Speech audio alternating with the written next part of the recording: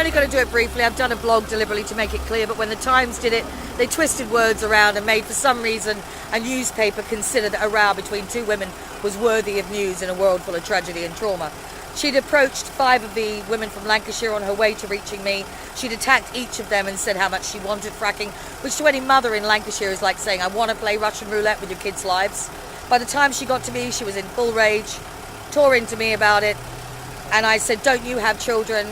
And she said, my daughter committed suicide. Now, in any other setting, in any other place, I would have empathised, sat her down and sympathised with that. I know what it's like. I've lost a very dear friend to suicide. There's all those I wish I could have changed all that. But this was not the time and place. This was the entrance to there. And as she walked off, I simply said, my response was automatic. And yes, it was wrong and I wish I hadn't said it. But I said, our children have no choices. This will kill them. So that was my incorrect speech. And I shouldn't have said it like that. And under different circumstances, I wouldn't. As she walked off, she turned and laughed at me. And I asked how she could snigger after telling me her daughter committed suicide.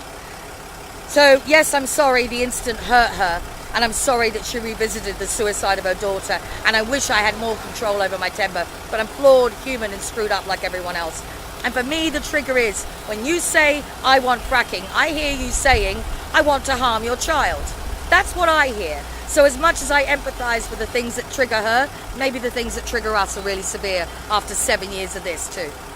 One thing about Caroline Louise, just because they asked Caroline. They are, yes. And I was no more representing the Green Party than my book club or my literary group. You can't just say because I happen to think they're a really good party, well, the best we've got, that then I was representing them. I'm only a member.